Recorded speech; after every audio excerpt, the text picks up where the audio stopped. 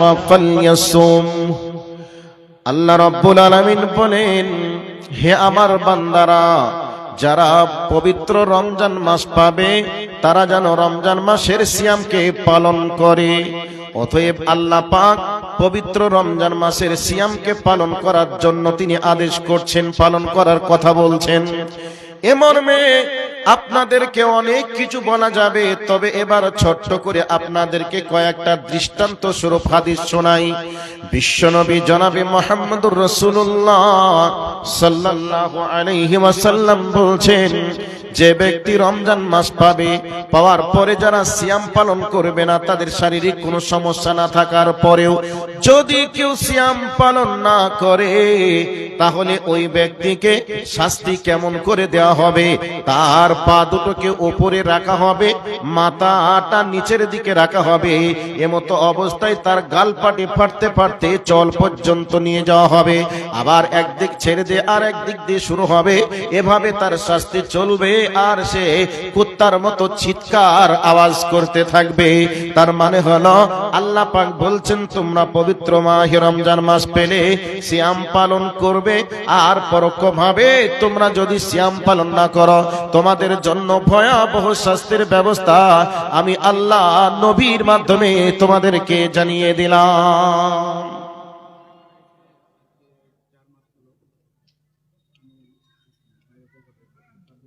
তোমার নাম কি? হয় রনি আমিনুল ইসলাম, তোমার ভাই কলকাতায় পড়তো, মারা গেছে। আচ্ছা, কত বছর বয়স তোমার? ছোট না বড়?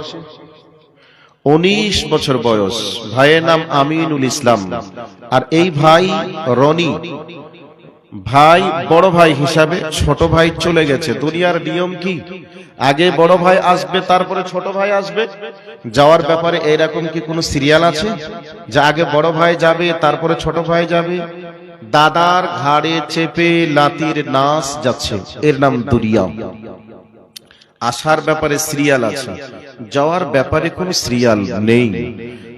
বড় ভাই বেঁচে আছে রনি, ছোট ভাই আমিনুল ইসলাম কলকাতায় পড়তো, সবে মাত্র 19 বছর বয়স, চলে গেছে না ফেরার দেশে।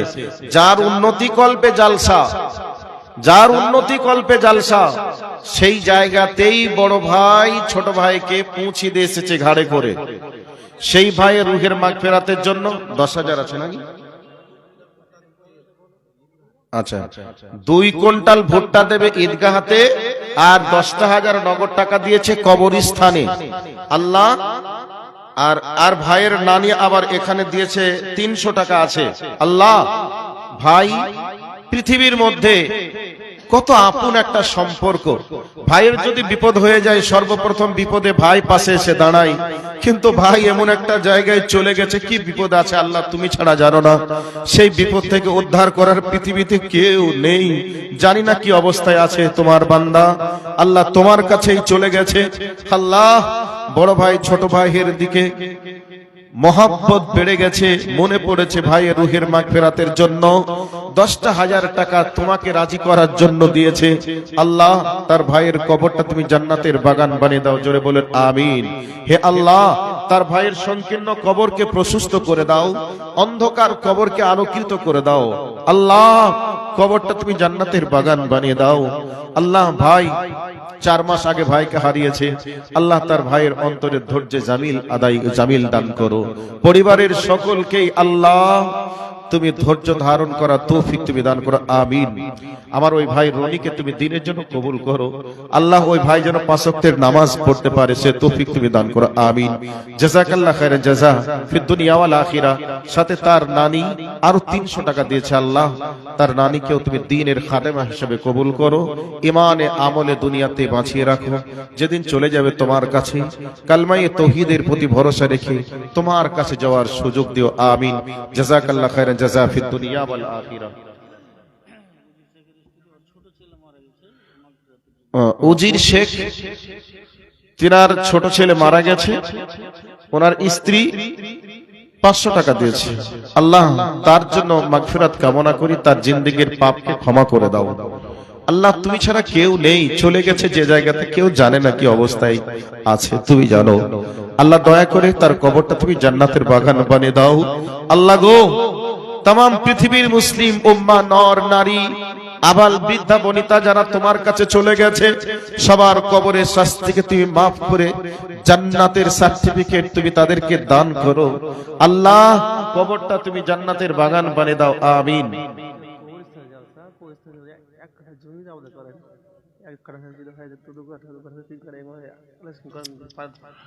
আচ্ছা আচ্ছা, করবো, দাঁড়ান একটু বলে নি।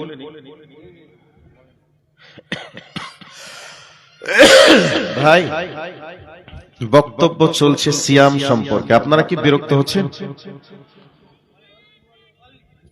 তো বলবো, তার আগে আজকে একটু বলে দিই, আজকের জালসা কি উপলক্ষে? কবরস্থানের উন্নতি কল্পে, তাই না? আমরা জালসা শুনেছিলাম মসজিদের উন্নতি কল্পে, মাদ্রাসার কবরস্থানের উন্নতি কল্পে জালসা হয়। মসজিদ একতলা ছিল, দোতলা। কেন দোতলা করা হয়? মানুষের সমাগম বেড়ে যাচ্ছে, জায়গা হচ্ছে না, যার কারণে দোতলা, তাই তো? এর মানে উন্নতি। মাদ্রাসা কাঁচা ছিল, পাকা বানাতে হবে। 2টা রুম ছিল, 4টা বানাতে হবে। কেন? ছাত্র বেড়ে গেছে। তো কবরস্থানের উন্নতি কল্পে জালসা বলতে আমরা কি বুঝলাম বলুন তো ভাই? তোমার আব্বার জন্য 2000 টাকা 10 দিন আগে তুমি তোমার আব্বাকে হারিয়েছো। ভাই দেখো, একটা কথা বলি, তোমার আব্বা চলে গেছে, তুমি নিশ্চয় বিবাহ শাদী করেছো, তুমি আব্বা হতে চলেছো। তোমার আব্বার মতো তুমি একদিন চলে যাবে, আমিও চলে যাব, তাই না? তো বাবা রুহের মাগফিরাতের জন্য দান করছো, আলহামদুলিল্লাহ, ভালো কথা। কিন্তু তুমি যদি সালাত আদায় করো কি না জানি না, যদি সালাত আদায় না করো, এই দান তোমার বাবার কাছে যাবে, কথা ঠিক, কিন্তু তোমার চুল পরিমাণ উপকার হবে না, কারণ তুমি এখনো মুসলিম হতে পারোনি। কাজেই তুমি সালাত আদায় করো, এই দাবিটা তোমার কাছে রাখছি। ইনশাল্লাহ সালাত আদায় করো। সামনে রমজান মাস আসছে, প্রস্তুতি নাও। যতদিন বাঁচবে ততদিন তুমি নামাজ আদায় করবে, মুমিন মুসলমান হয়ে কবর থেকে, দুনিয়া থেকে যাব, এই টার্গেটটা রাখো। তোমার কাছে এতগুলো লোকের কাছ থেকে আমি দাবি রাখলাম, আশা করি সালাত আদায় করবে ইনশাল্লাহ। ইনশাল্লাহ। ভাই ওনার আব্বাকে কয়দিন আগে? 10 দিন আগে। 10 দিন আগে হারিয়েছে, চলে গেছে পিতা পুত্রকে রেখে চলে গেছে 10 দিন আগে। কি অবস্থায় আছে জানি না। আল্লাহ, তোমার বান্দার কবরের শাস্তিকে তুমি মাফ করো, আমার ওই ভাইকে তুমি নামাজি বানিয়ে দাও, বলি আমিন। জাযাকাল্লাহ খায়রান জাযা ফিদ দুনিয়া ওয়াল আখিরা। ভাই, তো কবরস্থানের উন্নতি কল্পে জালসা, উন্নতি বলতে আমরা কি বুঝি একটু বলেন তো ভাই? আমরা একটা বুঝি, 10 কাঠা কবরস্থানে জায়গা ছিল, কোন 20 কাঠা লাগবে, তাই না? 10 কাঠা ছিল, 20 কাঠা লাগবে। কেন? মানুষ মরছে বেশি, জায়গা ভরে যাচ্ছে, জায়গা নেই, এর জন্য আর একটু বাড়াও। এর নাম উন্নতি আমরা মনে করছি, কিন্তু আসলেই এটা কি উন্নতি? কবরে মানুষকে না রেখে যদি সমুদ্রের পানিতেও ফেলে দেওয়া হয়, ওই পানিটাই তার জন্য কবর, তাই না? যদি বাঘের জঙ্গলে যদি ফেলে দেওয়া হয়, বাঘে যদি খেয়ে নেয়, তাহলে ওই বাঘের পেটটাই হচ্ছে আমার আপনার জন্য কবর। তো কবরের উন্নতি, কবর না দিয়ে যেখানে সেখানে ফেলে দিলেও পচে যাব, নষ্ট হয়ে যাব, শেষ হয়ে যাব। তাহলে উন্নতি বলতে কি জায়গা বাড়ানো না, কবরে যে ট্রেনিংটা নেওয়া হবে, কবরে যে প্রশ্নটা নেওয়া হবে, এই প্রশ্নের উত্তর দেওয়ার জন্য তৈরি হয়ে যাওয়ার নাম হচ্ছে কবরের উন্নতি। তো আমরা প্রত্যেকজন কবরে যাব। কবরের আযাব থেকে বাঁচার জন্য কেউ আমরা ট্রেনিং নিইনি, কিন্তু কবর থেকে বাঁচার জন্য আমরা প্রস্তুতি গ্রহণ করি। শরীরে রোগ নেই, এরপরেও আমরা শরীরে চেক আপ করি যে আমার শরীরে কোনো গোপন রোগে বাসা বেঁধেছে কিনা। এটা দেখার জন্য আমরা কবরের হাত থেকে বাঁচার জন্য কিন্তু এত ট্রেনিং নেই, এত চেক আপ কেন করি? যাতে আমি না মরি, তাই তো? না মরি, এর জন্য যত ডাক্তার, যত কিছু, এই তো অ্যাক্সিডেন্টের হাত থেকে বাঁচা, আর ভালো ভালো খাদ্য খাবার খাওয়া, যাতে করে আমি মৃত্যুর হাত থেকে বেঁচে যাই। আচ্ছা ভাই, এত কিছু করার পরে আমরা কি মৃত্যুর হাত থেকে বাঁচতে পারবো? কেউ কি পেরেছে? না, পারবো না। কিন্তু যদি আমরা ইচ্ছা করি কবরের আযাব থেকে বাঁচবো, চেষ্টা করলে তার উপায় আছে, আছে না নেই? আছে। কিন্তু যেটা আর নেই, বাঁচার কোনো রাস্তা নেই, বুদ্ধি নেই, সেই জায়গা থেকে আমরা সবাই চেষ্টা করি আমরা কবর থেকে বাঁচবো, কিন্তু কবরের আযাব থেকে বাঁচার উপায় আছে, কিন্তু ওই জায়গা থেকে আমরা বাঁচার চেষ্টা করলে পারবো, কিন্তু আমরা চেষ্টা করি না। কিন্তু মৃত্যুর হাত থেকে কেউ বাঁচতে পারিনি, পারছি না, পারবো না, কিন্তু আমরা সবাই মৃত্যুর হাত থেকে বাঁচার চেষ্টা করি। কাজেই আমরা প্রত্যেককেই চেষ্টা করি কবরের আযাব থেকে বাঁচার। কবর যেখানেই হোক, যেখানে ফেলে দেখ দেখ, সমস্যা নেই, কিন্তু আমার আমল যদি ভালো হয়ে যায়, বাঘের পেটটার সঙ্গে আমার রব জান্নাতের কানেকশন লাগিয়ে দিবে। আর যদি আমার আমল ভালো না হয়, তাহলে আমাকে ফুলের বিছানাতে শুয়ে দিলে সেখানেই বাটাম চলবে, কিছু করার নেই। আপনি আপনার স্ত্রীকে নিয়ে ফুলসজ্জা রাত্রিতে ঘুমিয়ে আছেন, ঘুমিয়ে গিয়ে স্বপ্ন দেখছেন আপনাকে বাঘে তাড়াচ্ছে, বাঘে তাড়াচ্ছে। এই অবস্থায় দেখবেন মনে হয় স্বপ্নটা এমনই সিরিয়াস, বাঘে ধরতেও পারছে না, বাঘের হাত থেকে বাঁচতেও পারছি না, কিন্তু এই অবস্থায় কষ্টটা কেমন হয়। তাহলে ফুলসজ্জা রাত, নতুন বিবিকে পাশে নিয়ে শুয়ে আছেন, আনন্দের একটা দিন, আনন্দের একটা মুহূর্ত, ওই মুহূর্তেই আপনাকে সাপে তাড়াচ্ছে, বাঘে তাড়াচ্ছে, কষ্টটা কেমন লাগে। অথচ দামি বিছানায় শুয়ে আছেন, পৃথিবীর সব থেকে আপনার মধুর সম্পর্ক যার সাথে, সেই আপনার পাশে শুয়ে আছে, কিন্তু আপনার এত দামি বেড, একবারে কাছের মানুষ শুয়ে থাকার পরেও আপনাকে এই কষ্ট থেকেই বাঁচাতে পারছে না। তাহলে যে কবরে যেদিন চলবে এই অবস্থা, সেদিন আপনাকে বাঁচাবে কি করে? সম্মানিত উপস্থিতি, সম্মানিতা মা ও বোনেরা, আপনাদেরকে বলছি, অনেকেই আছেন রূপ সৌন্দর্যর গৌরবে প্রদর্শন করার জন্য আমরা আমাদের চেহারাকে উজাড় করে দিই। মা বোন চেহারাকে উজাড় করে দেয় যাতে করে আমার পিছনে কয়েকটা যুবক দেখবে আর আকৃষ্টিত হয়ে আমার দিকে তাকাবে। রূপ সৌন্দর্য চেহারা সবকিছু আল্লাহর দেওয়া একটা সম্পদ, আর এই সম্পদকে সিকিউরিটি দেওয়ার দায়িত্ব আল্লাহ আমাকে আপনাকে দিয়েছেন। কিন্তু আমরা যৌবনের তাড়নায় পড়ে আমাদের শরীর সম্পদকে উজাড় করে দিই। বলছি ভালো করে শুনে রাখুন যুবতী বোন, তোমার চেহারা সুন্দর, এ কথাই সত্য, তোমাকে দেখে হাজার জন তাকাবে, এ কথাও সত্য, কিন্তু তোমার সুন্দর চেহারাটা একবার তোমার মায়ের কাছে গিয়ে দাঁড় করাও তো। তোমার মায়ের চেহারাটা তোমার থেকে সুন্দর ছিল, তোমার মা এখন কেমন হয়েছে। এবার তোমার মা যদি ছেলে মানুষ হয়ে থাকে, এরকম যদি মনে না হয়, তোমার দাদির কাছে চলে যাও আর তোমার নানির কাছে চলে যাও। তোমার নানি কেমন ছিল, কেমন হয়েছে, তুমি আজ কেমন আছো, কেমন ছিলে, এরপরে কেমন হবে, তোমার দাদির কাছ থেকে আর তোমার নানির কাছ থেকে শিক্ষা নেওয়া লাগবে।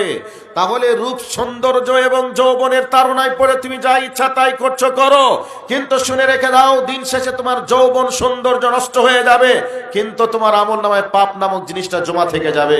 সেই দিন তোমাকে বাঁচানোর কেউ থাকবে না, সেই দিন তোমাকেই ভুগতে হবে। যুবক, যৌবনের তাড়নায় পড়ে তুমি হাজার নারীর সঙ্গে পরকায় ব্যস্ত আছো। 70-80 বছর যখনই বয়স আসবে, মেশিনে কোনো কাজ করবে না, তখন তুমি ভাববে আল্লাহ কি ছিলাম, কি হলাম, কিন্তু তোমার যৌবন নিশ্চয় ফুরিয়েই যাবে, কিন্তু তোমার আমল নামায় পাপটা থেকে যাবে। সেই দিন তুমি কি করবে একটু বুঝে নিও। সম্মানিত উপস্থিতি, আমার বক্তব্য লাইনকে ক্রস করেছি শুধুমাত্র কবরকে বলতে গিয়ে। ওই যে কবর সম্পর্কে, কবরে চলে গেছে, বাবার জন্য ভাইয়ের জন্য দান করলো, এই জন্য বলতে গিয়ে এতদূর পর্যন্ত এসে গেছি। তবে আপনারা কেউ কি বিরক্ত হলেন নাকি লাইন ক্রস হওয়ার জন্য? একজন 500 টাকা দিয়েছে, ভাই দিয়েছে, আল্লাহ তোমার বান্দার দানকে তুমি কবুল করো, আমিন, জাযাকাল্লাহ খায়রান জাযা ফিদ দুনিয়া ওয়াল আখিরা। তো বক্তব্যের বিষয় কোন জায়গায় ছিলাম, কোন জায়গায় চলে এসেছি, কবর নিয়ে বললাম। তো আমার বক্তব্যের পয়েন্ট ছিল লাইলাতুল কদর, তাই না? লাইলাতুল কদর। তো লাইলাতুল কদরের রাত, মূল্যবান রাত, এই রাতটাকে চেষ্টা করবেন একটু জাগ্রত হওয়া, ওইটা পরে বলবো। তো সিয়াম প্রসঙ্গে কথা বলতে গিয়ে এতদূর পর্যন্ত এসেছি। যদি কেউ সিয়াম ইচ্ছাকৃতভাবে অলসতা করে কেউ যদি কাজা করে দেয়, সিয়াম পালন না করে, তার শাস্তি কেমন হবে? গালপাটি ফাড়া হবে। এই গাল পাটি ফাটতে ফাটতে এই দুধ চলে যাবে, আবার এই গাল শুরু হবে, আর কুত্তার মতো চিৎকার করে আওয়াজ করবে, পা দুটো উপরে থাকবে, মাথা দিকটা নিচে থাকবে, এভাবে তার শাস্তি চলবে কিয়ামত পর্যন্ত। তবে সিয়াম পালন করা ভালো না ওই শাস্তিটা পাওয়া ভালো? কোনটা গো? আমরা চেষ্টা করব সিয়াম পালন করা, অবশ্যই, ইনশাআল্লাহ, ইনশাআল্লাহ। তো যাই হোক, সিয়াম প্রসঙ্গে কথা আর আমি বাড়ালাম না। প্রত্যেকটা জুমার দিনেই এই সিয়াম প্রসঙ্গে রমজান মাস ভোর শুনতে পাবেন। তো ওই জায়গাটাকেও আমি ক্লোজ করে দিলাম। এবার লাইলাতুল কদর সম্পর্কে কিছু কথা আপনাদের কাছে দেওয়ার চেষ্টা করছি। আল্লাহ রাব্বুল আলামিন বলেন, বিসমিল্লাহির রহমানির রহিম। মা বোন একটু বসে যান। আপনাদের কাছে টাকা নেওয়ার জন্য আমাদেরকে ভাড়া করে নিয়ে এসেছেন, আপনারা নেব, আপনারা দিবেন অবশ্যই। তবে একটু বসেন, একটু বলতে দেন। কষ্ট করে এসেছেন, এত কষ্ট করে এসেছেন, আমরা এসেছি কিছু কথা বলার জন্য না আপনারা কিছু শোনার জন্য এসেছেন। একটু বসুন। গোরস্থান তো আপনাদের, এখানে নরেন্দ্র মোদী টাকা দিবে না, অমিত শাহ দিবে না। এই গোরস্থান আপনাদেরকে ক্রয় করতে হবে। এখানে ওই নাপাক নরেন্দ্র মোদী অমিত শাহর কবরও আমরা দেব না, বরং আমাদেরই কবর হবে, তাই না? তো আমাদেরকে বানাতে হবে আর আমাদেরকেই দিতে হবে, আর আমরাই সেখানে যাব। কাজে একটু ধৈর্য ধরে কথাগুলিকে শুনুন, তারপরে দিবেন ইনশাআল্লাহ। বিসমিল্লাহির রহমানির রহিম। شهر رمضان الذي أنزل فيه القرآن هدى للناس। এবার যদি কোরআনকে যদি জিজ্ঞাসা করা হয়, কোরআন তুমি দুনিয়ায় এসেছো, কবে এসেছো তুমি বলো। রমজান, এবার কোরআন বলবে আমি এসেছি রমজান মাসে। যদি জিজ্ঞাসা করা হয় কোরআন তুমি বলো তুমি কোন মাসে এসেছো, কোরআন বলবে রমজান মাসে এসেছি। এবার যদি জিজ্ঞাসা করা হয় কোরআন তুমি বলো তুমি রাত্রিতে এসেছো না দিনে এসেছো, আল্লাহ রাব্বুল আলামিন বলছেন এই কোরআনের পরিচয় কোরআন নিজেই দিয়েছে। শাহরু রমাজান আল্লাযী উনজিলা ফীহিল কুরআন। তবে এবার কোরআনকে যদি জিজ্ঞাসা করা হয় কোরআন তুমি বলো তোমার এই পৃথিবীর বুকে আগমন কবে হয়েছে, এবার কোরআন বলবে রমজান মাসে হয়েছে।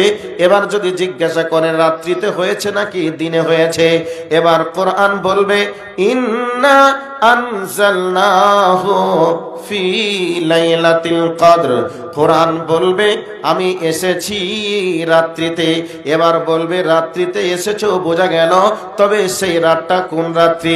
এবার কোরআন বলবে লাইলাতুল কদর রাত্রিতে এসেছি।